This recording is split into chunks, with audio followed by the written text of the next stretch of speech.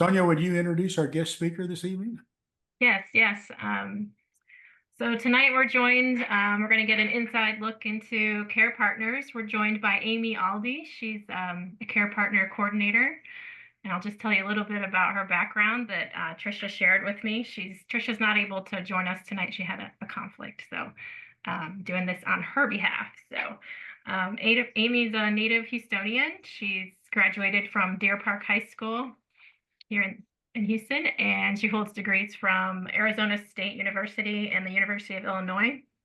She spent 10 years working as a public educator, where she also serves as a caregiver for her grandmother who suffered from dementia.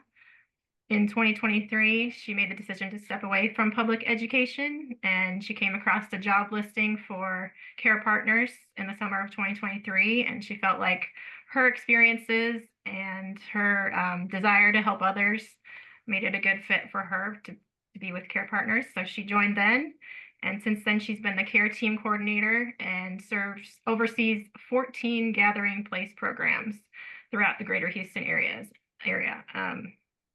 So that provides support to more than 80 families dealing with dementia diagnosis and more than 400 volunteers. So we welcome you. Thank you for taking the time to join our meeting, and we're looking forward to hearing from you. And then we'll have some questions and discussion a little bit after that. And then, so yeah, thank you, Amy, for joining us. Yeah, thanks for having me.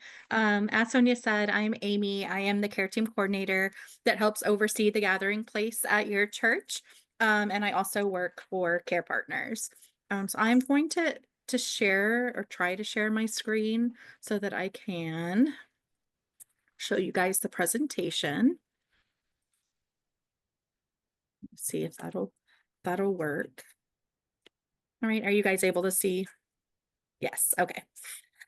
So as I said, I work for Care Partners. For those of you that don't know what Care Partners is, or this may be the first time you're hearing about Care Partners, we are a nonprofit organization that is focused primarily on individuals with dementia and their caregivers. These could be family caregivers, friends, et cetera, whoever's taking care of them still in the home. Our mission is to provide care, education, and socialization and support to older adults, again, including those with dementia and their family caregivers. And our vision is to create compassionate communities of care. All right, a little history about Care Partners. We've been around for a really long time. We actually started in 1985 as a volunteer caregiving organization. And we actually started working with individuals who had been diagnosed with HIV or AIDS during the height of the HIV and AIDS crisis, when people in those populations were incredibly isolated and were kind of seen as outcast, and there wasn't really any support for them or their caregivers.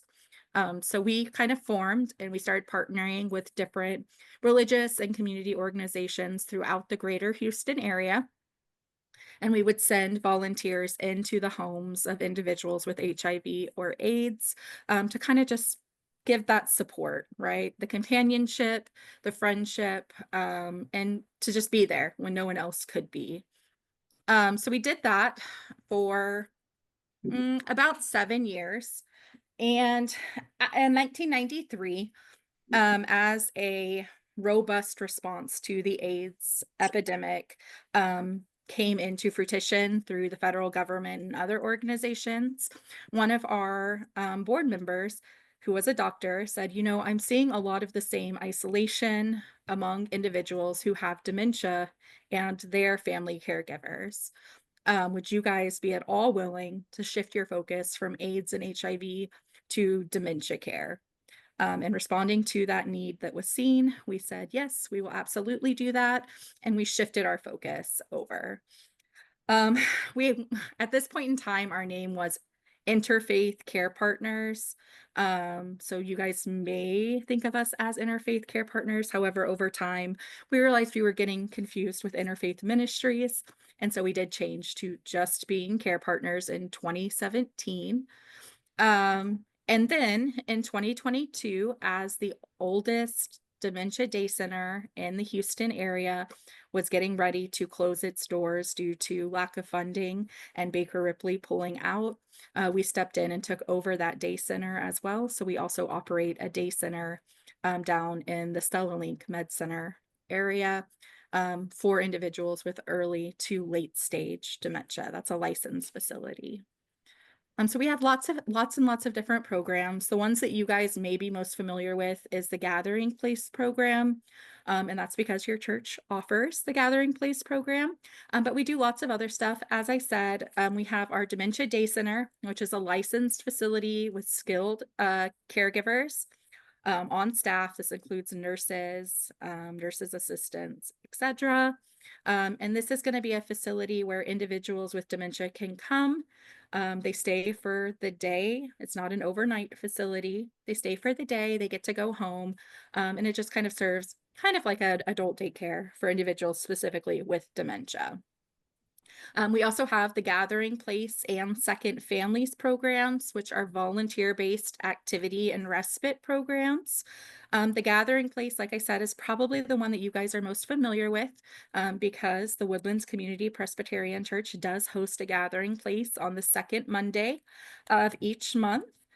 And this is just going to be an a half-day activity where individuals with dementia or suspected of having dementia are able to come. They get socialization while their loved ones who are caring for them can either stay and get socialization themselves.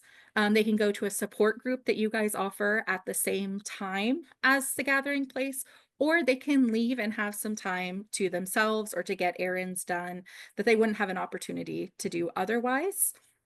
Second Families is very similar to Gathering Place, except instead of having it at a set location like your church, individual volunteers go into individuals' homes and help care for them in that capacity. Again, it's still socialization. It's still taking them for walks or maybe taking them to dinner or just sitting with them and playing a game while their caregiver gets a little break. We also offer support groups, as I mentioned before. We call these Common Ground. Again, your church does offer a Common Ground support group, but we also offer one-on-one consultations with a licensed social worker who's able to kind of walk the caregiver through whatever it is they might be going through. That can be emotional support. It can be connecting them to additional resources that they may need. A lot of times what we'll see is caregivers who have realized that they're no longer really able to care for somebody in their home, but they don't really know where to start as far as finding a facility or things like that go. And our one-on-one consultations can help with that as well. And then we also have educational programs. A couple times a year, we host conferences. We have one that takes place at St. Luke's down in Houston. We co-sponsor two that happen in the Woodlands each year. And we also co-sponsor one that happens in Kingwood every year. Right, so that's just kind of an outline of the different things that Care Partners does. Now, as far as our partnership with you guys, so we have had a very long and fruitful partnership with Woodlands Community Presbyterian Church, and that actually started all the way back in August of 2003 when your church said, yes, we would love to host a gathering place and started hosting a gathering place each month. Like I said, I can't tell you back then what day it took place on, if it was always the second Monday of each month, but as of today, we meet on the second Monday of each month. Then in 2008, that partnership expanded when your church added a Common Ground support group to help better support the caregivers that attend the gathering. Right, since the beginning of our partnership, Woodlands Community Presbyterian has provided at least 45,187 hours of respite and socialization to more than 500 families.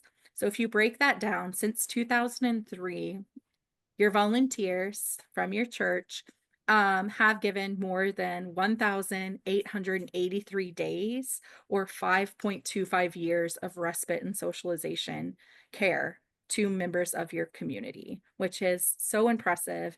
And it's definitely work that we could not do without the volunteers of Woodlands Community Presbyterian.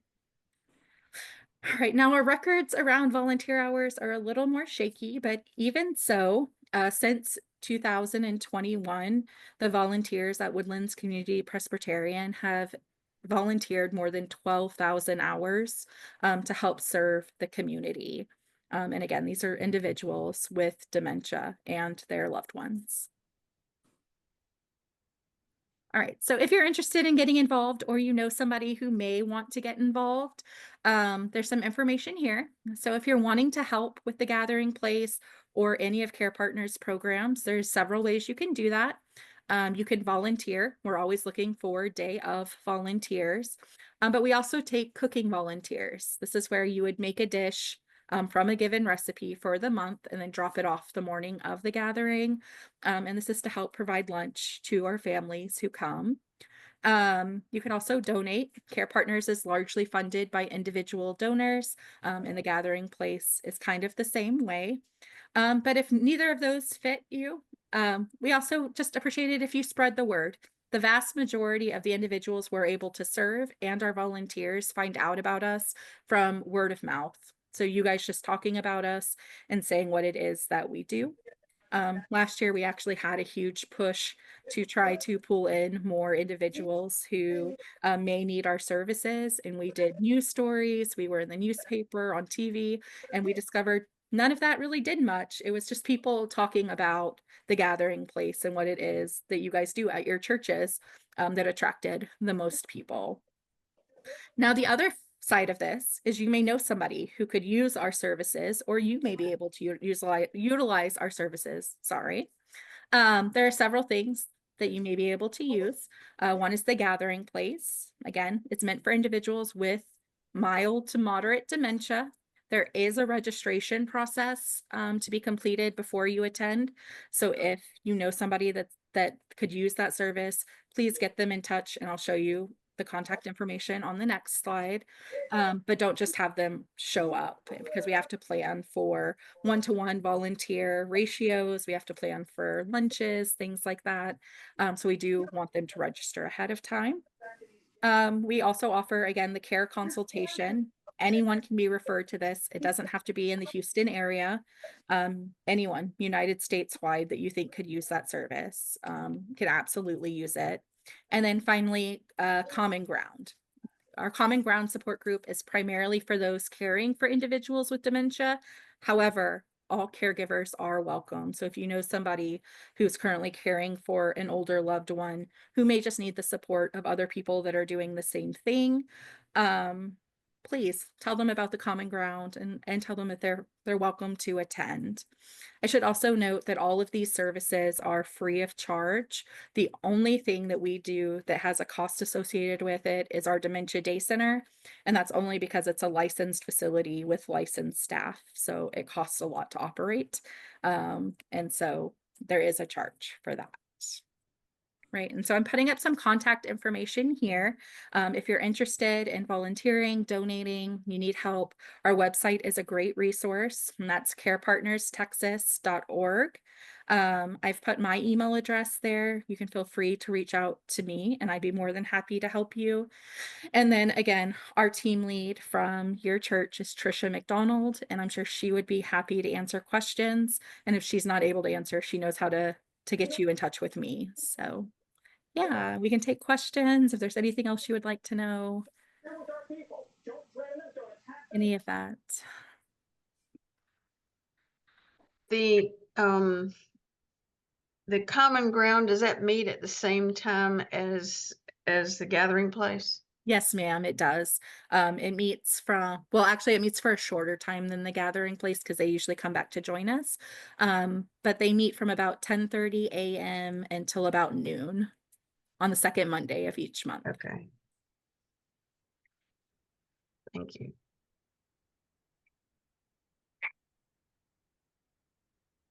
Do you have other Gathering Place programs in spring or in Yes, so Conroe area? I should have mentioned that, but yes, the Care Partners as a whole, we have 42 gathering places throughout the greater Houston area.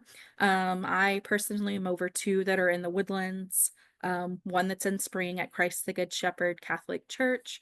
I have one as far north as Conroe. We also have some in Cypress and into Tomball, Humble, Kingwood, and then all over the greater Houston metro area. So while we don't have any further north than Conroe or any further south than Sugarland, Kemah, Katy, that area, if you have a loved one or know somebody in the greater Houston area, there's very likely a gathering place near them that we could connect them to. Can families only participate in one gathering place, Oh, or that's a great question. So no, they aren't allowed to just participate in one. What we do ask is that once they register, that they attend one for 2 consecutive months. And once they do that, they're allowed to sign up for as many gathering places as they would like to, as long as there is enough space at the ones that they would like to attend. We have some families that attend up to, I think the most we have right now is 11 a month. And most of our families attend at least one a week. So that they get that at least one day a week where they get a small little break, or they're able to talk to other people that are going through what they're going through. And one of the really great things that I've noticed as I've been in this position is that a lot of times our caregivers form friendships themselves, and they will work with each other to provide that respite outside of even the gathering place.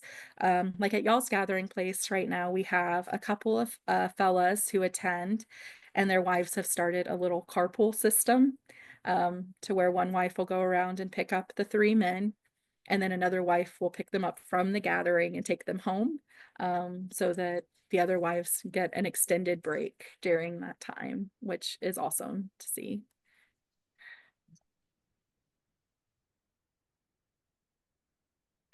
we correct me if I'm wrong, Sonia, but we've been in contact with a couple of different of our other mission partners and friends through various um uh various channels, who have been interested in the gathering place and might be interested in either visiting a gathering or in someday potentially hosting.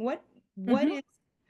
What is the process for that, if we wanted to share that with our Yeah, so the process for that is at Care Partners, we would conduct a needs assessment to see if the need was there in the community. And if the need was there, our program manager, which up until very recently was Andrea Williams, we just hired someone else. Her name's Ariel Green that'll be stepping into that role. But she would come. It's a 6 to 12 month process to actually start a gathering place. And that's just because we want to make sure that everybody is super well trained. We want to make sure they have a good plan moving forward for how lunches will run, how the day of will run, finding, a team lead, all that kind of stuff. But we walk you through every step of it. And yeah, we just make sure that as you get started, it's good to go. We recruit most of the families for that, starting with the congregation that's starting it. They always get priority as far as space is allowed. Side note, when you hear me talking about space at a gathering, we're usually talking about making sure that we have enough volunteers to ensure a 1-to-1 ratio.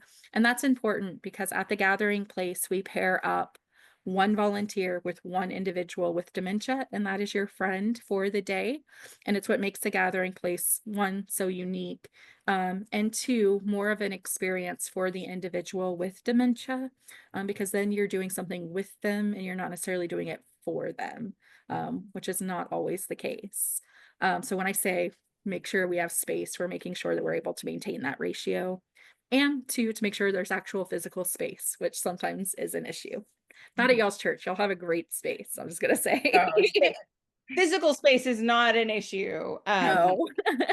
for us. One last question, and I'm sorry, WCPC folks, I'm hogging the mic here. How does one go about becoming a volunteer for Oh, so the with so the a volunteer process is super simple. One, you'd either get directly in touch with me and I could send you the link to register, or if you go to our website, there's a link there that you can register. Basically, you complete a very quick background check. Once the background check is complete, one of the coordinators would be in touch, in this case, probably me, because you guys are my gathering. And there's an hour and a half virtual training that you attend that goes over what you can expect at a gathering place and best practices for working with individuals with dementia. Thank you. You're welcome. Hey, this is probably directed more to Sonia or Laura. I was just curious if our transportation ministry could or does already play a role in helping to facilitate people's attendance. That would probably be me, as I'm over the deacons. I'm the pastoral resource for the deacons. As our transportation ministry policy is written per our insurance, we cannot transport non-church members to the gathering place. I'm not sure, because it's a mission of WCPC, if we could transport church members to the gathering at WCPC, but that's not something we've felt like we were allowed to do. Now, if somebody with better insurance / legal mind than I was willing to figure out how to make that possible, and the volunteers were willing to do that, I don't see why that couldn't be something we could do. But at this time, it's not something we're able to do. Is Larry's the one that's over that, right? Larry is over that, correct? Okay. Laura, All right. I don't know if anything changed to that from when we put that stuff together. I think you're generally correct. But I think, because you're right, because it is a mission of the church. Yeah. If a member of the church wanted to be a volunteer but needed to ride, I think that would be fine. I think that would be fine.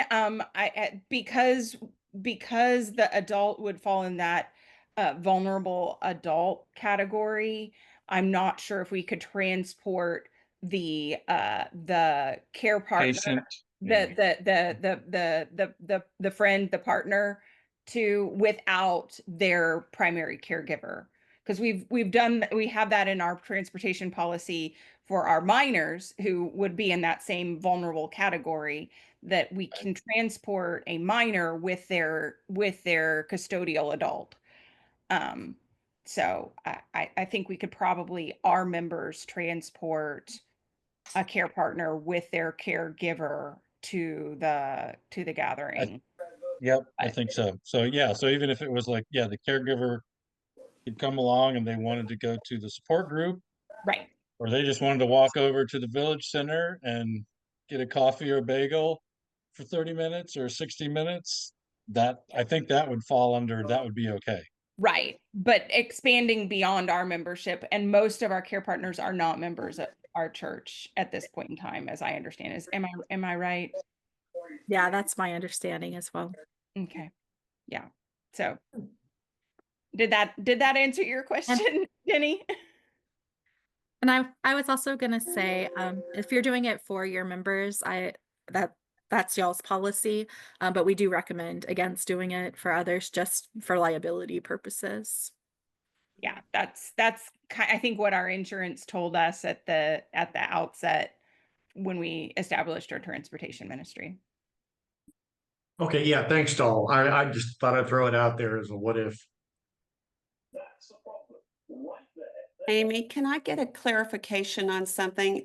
When you're saying that you're supporting the caregivers, are these family or whoever, are the caregivers paid at all, or are these non-paid people? We occasionally have paid caregivers that'll attend with a care Okay. partner, but the service is meant for non-paid family caregiver. Okay, that's what I thought, but I wanted to verify that because we had, with my mother-in-law, we had paid staff with her. So that's why I was wondering what the parameters were for Well, it. and we do allow families who have paid staff, if the paid staff wants to bring the individual with dementia to the gathering place, and we have the permission of the family for that to happen. We do allow that. Okay, And in fact, because we require our care partners, one, to be able to physically feed themselves and to utilize the restrooms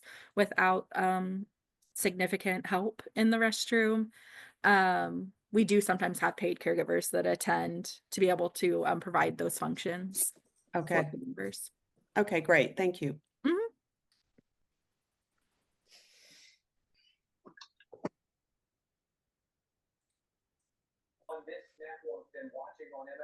Well, Amy, thank you so much for joining us tonight and for all the information. We'll share this with our community and with anyone who may be interested in creating their own gathering place. So Okay, well, thank you guys so much for having me.